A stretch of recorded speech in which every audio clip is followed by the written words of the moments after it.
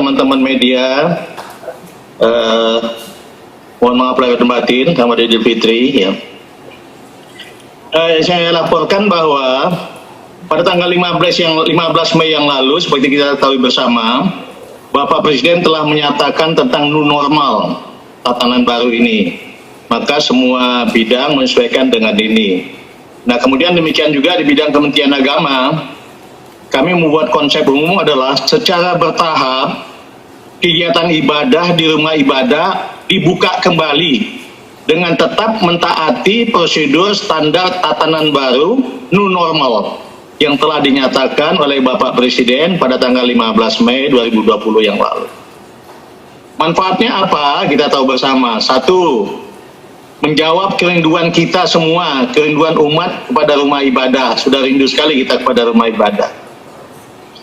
Kedua, untuk meningkatkan perolehan pahala yang dilakukan umat dengan beribadah secara jamaah. Kita tahu sama, sholat jamaah itu kan pahalanya lebih tinggi daripada sholat orang. Mudah-mudahan dengan ini kita bisa meningkatkan ibadah kita lagi. Ketiga, menguatkan upaya spiritual di samping tetap mendaya dan menghasilgunakan upaya lahir. Kita tahu bahwa nggak mungkin kita hanya upaya lahir saja tanpa spiritual kita kuatkan. Nanti karena yang berwenang mencabut penyakit itu kan hanya Tuhan gitu ya. Keempat, memberikan reward kepada daerah yang telah berhasil menekan angka penularan COVID-19. Jadi yang sudah bisa berhasil memang kita harus kasih reward. Kelima, memberi ketenangan batin kepada seluruh rakyat Indonesia yang pada dasarnya sangat agamis. Jadi kalau kita udah ke rumah ibadah, ke masjid, rasanya tenang gitu ya. Pelaksanaan memang banyak detailnya, tapi saya cuplik aja sedikit. Itu hanya boleh di rumah ibadah yang relatif aman dari COVID-19 dan direkomendasi oleh camat atau bupati wali kota sesuai level rumah ibadah tersebut. Kenapa kami katakan untuk di camat yang bisa rekomendasi? Karena kalau bupati atau gubernur terlalu jauh di atas, sehingga kadang-kadang mungkin ada tempat-tempat yang memang sebetulnya aman sama sekali, tapi oleh mereka mungkin bisa digeneralisasikan seolah-olah belum aman, karena memang secara provinsi mungkin belum aman, secara kabupaten belum aman. Sehingga kewenangan itu kami sarankan atau kami himbau untuk diambil oleh tingkat kecamatan saja. Jadi forum komunikasi pimpinan kecamatan yang mempelajari validitas dari yang diajukan oleh kepala-kepala desa.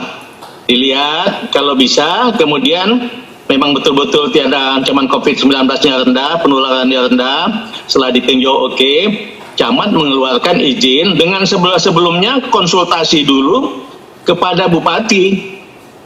Kenapa? Yang tahu tentang status new normal secara keseluruhan, utamanya tentang reproduction number atau R0, atau effective reproduction number atau RT, yang tahu ya tingkat kabupaten ke atas atau yang sangat paham. Sehingga pada saat pengajuan dari kepala desa dipelajari oleh forum komunikasi pimpinan tingkat kecamatan, dikonsultasikan dengan kabupaten, kemudian mereka mengeluarkan izinnya. Izin ini akan direvisi setiap bulan. Bisa jumlahnya bertambah, bisa juga berkurang. Kalau ternyata yang setelah dikasih izin ternyata COVID-19-nya meningkat atau penularannya meningkat, ya akan dicabut.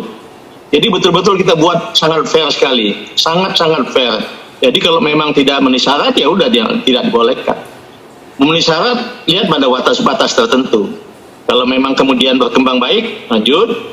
Kalau berkembang menjadi peningkatan penularannya semakin tinggi, dicabut kembali. Jadi sangat fair kita buatlah.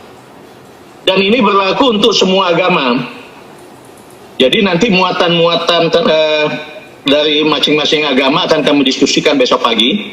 Ada rapat khusus Kementerian Agama. Ya mudah-mudahan setelah itu, mudah-mudahan dalam minggu ini sudah bisa kami terbitkan. Tentu saja di dalamnya kami buat banyak poin-poin tentang protokol kesehatan. Kalau kami sebutkan terlalu banyak mungkin. Lebih baik nanti saja setelah kami terbitkan. Rencana kami dalam minggu ini sudah akan kami terbitkan tentang revitalisasi fungsi rumah ibadah pada tatanan normal baru. Jadi kami namakan itu revitalisasi fungsi rumah ibadah pada tatanan normal baru. Ini tentu saja membutuhkan koordinasi yang sangat baik di tingkat bawah, karena tentu saja nanti kalau ada izin, diberikan izin, perlu ada dibangun sistem pengamanannya, minta kemudian ada koordinasi yang baik antara unsur-unsur di kecamatan dengan unsur TNI, unsur kepolisian, dan unsur-unsur Kementerian Agama yang ada di daerah, sehingga semuanya bisa berjalan dengan baik.